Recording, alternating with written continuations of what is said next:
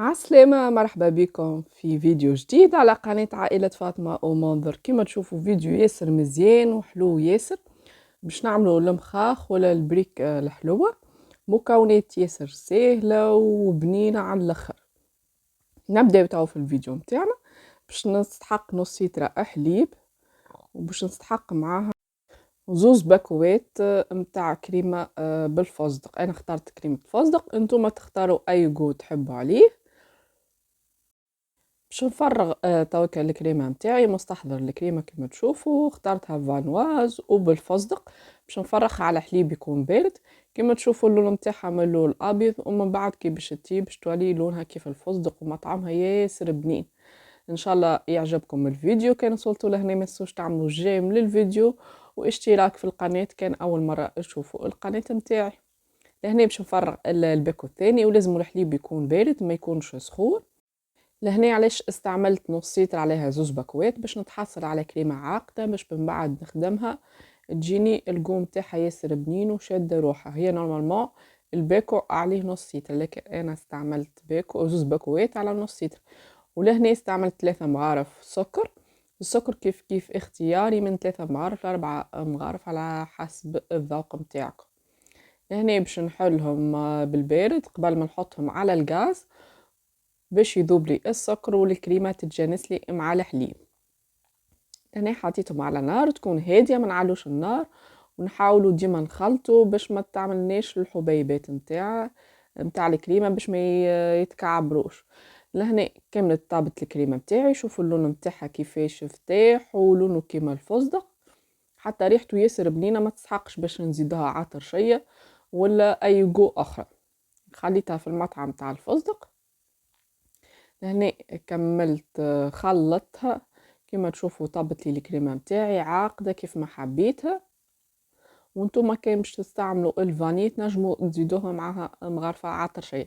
لهنا نحاول نفرغ الخليط نتاعي نتاع الكريمه. كما نذكركم استعملت نص لتر حليب عليها زوز باكوات القوم تاعهم بالفستق. وريتكم كيفاش لونها ولا كيما الباكو، كيما الباكو بالضبط. وحتى في القوم تاعها فستق. لهنا علاش غلفناها باش ما تعملش القشره نتاعها، وكي نجي نخلطها ما تبداش القشره هي اللي طاغيه على الكريمه نتاعي. نحطها على جنب تبرد ما غير ما ندخلها للثلاجه في المرحله هذية، خاطر تهلك لي الفريجيدان وهي ديجا تفسد لي. لهنا باش ناخذ باكو الملصوقه نتاعي هذاك خاص بالصمصه ولا سامبوسك. وعندي غاديكا اليمولات الحدود هذوما نتاع المخاخ ولا البريكه الحلوه. نستعملهم زاده في برشا حاجات اخرين. ان شاء الله نهبط لكم فيديوهات اخرى المره الجايه. لهنا جوست باش نروليو الملصوقه نتاعنا نقصوها مستطيل حسب الكبر نتاع المول نتاعي، وباش نلصقها بالابيض نتاع العظم. لا تسحق لا تدهن لا بزبده لا بزيت. من بعد نسخن الزيت نتاعي ونرميها كما تشوفوا في الزيت في ساعة حمار. ما تبقاش برشا. هنا الكاميرا مظهرتها ياسر غامقة خاطر صورته في الليل قبل السحور بشوية على ذاك.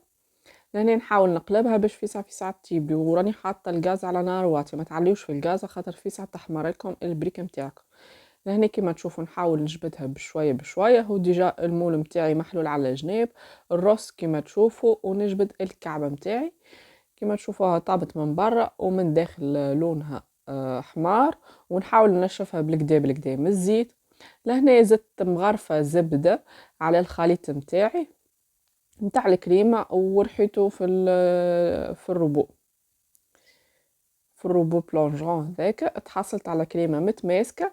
لهناك الكريمه هذيك تنجموا تزيدوها الفستق ولا اي فاكهه اخرى كما تحبوا انتوما. انا خليتها من غير فاكهه. وبعد ما نزيد الكريمه متاعي الزبده ونخلطها بالكدا تتجانس معايا، نحطها تبرد شويه في الفريجيدان. ومن بعد نحطها في لي بوش باش تعاوني باش نعبي البريك متاعي. لهنا تذكروا شحور سبيسيال نخليكم في صندوق الوصف كيفاش عملناه الفيديو. خذيت منه شويه ودهنت به ماهوش برشا، دهنت به كعبات البريك متاعي. ذوما جوست عملتهم كبار 4 جوست دهنتهم بالشحور. تشوفوا الاخرين شنو باش نعملوا بهم بعد. لهنا بعد ما عبيت المخاخ متاعي حطيتهم في نواه كوكو والاخرين حطيتهم في اللوز افيلي. انتم الفاكهه تختاروا كيما تحبوا. تنجموا تحطوا كيف كيف الفستق كيما القوم تاعها من داخل. لكن انا ما مشيت باش نشري الفستق بودر ما لقيتهوش. دونك استعملت اللوز إفيلي ونواه كوكو كما تشوفوا، نعبّو من الشيرتين باش تتعبى لي الكعبة، ومن بعد نخليو طريف باش كي نحطو عليها نواه كوكو ولا أي فاكهة أخرى تلصق لنا. لهنا كملنا ال4 الكعبات الكبار متاعنا، وباش نعبيو الكعبات الصغيرين ياسر جاو بنين على الآخر. وماذا بيكم هاذوما يتعاملوا وتاكلوهم بالوقت، ما تخلوهمش أكثر من ساعة، خاطر بالطبيعة الكريمة فيها الحليب وتطري لك اصلا كعبة البريك متاعك، طري البريك وتولي منظرها ومطعمها ماهوش بالكدا.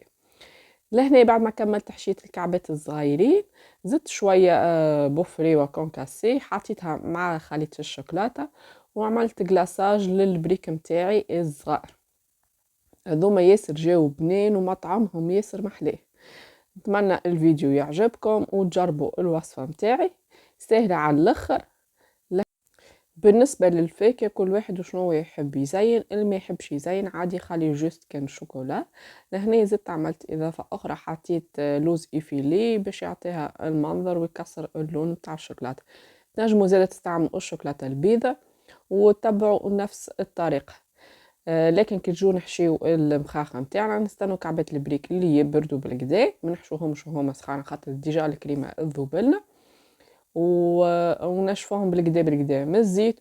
وكيف كي نجو نغلفوهم بالشوكولاته لازمها تكون الشوكولاته بارده باش ما تهلكلناش البريك متاعنا، وتذوب لنا الحشوه وكعبه البريك تطرى وتولي ماهيش منظرها ماهوش حلو.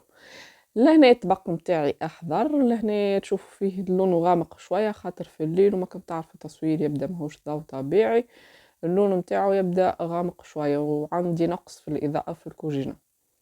لهنا كملنا الكعبات المخاخ متاعنا، انا عجبوني ياسر بالشوكولاته بنين على الاخر. نتمنى الفيديو يعجبكم، ما تنسوش الاشتراك في قناه عائله فاطمه ومنظر. وجاي من الفيديو لهنا كما تشوفوا الشكل متاعهم والمنظر محلاه. غاديك الكعبه الوسطانيه تشوفوها غامقه ما هي، لكن فاتحه ظاهره في الكاميرا اللي هي كاينها محروقه، لكن هي بالعكس فاتحه. هنا نشوفوا الكعبه باش نذوق لكم.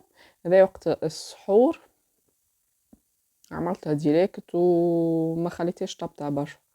لهنا نشوفوا حتى ورقة البريك كيفاش تتقرمش مع الشوكولاتة ياسر عتتبنى ومنظر ياسر محلاه، وكطريقة مختلفة على الطريقة العادية. وبالنسبة للزينة انتوما وشنو تحبوا تزينوا المخاخ متاعكم ولا البريكة الحلوة، الاختيار لكم انتوما، وحتى القوم تاع الكريمة كيف ما تحبوا انتوما. لهناك وصلنا نهاية الفيديو. كما تشوفوا قاعدة نمس فيها كعبة البريك متاعي ولا المخاخ ماهيش طرية شادة روح. لهنا وصلت نهاية الفيديو، باي.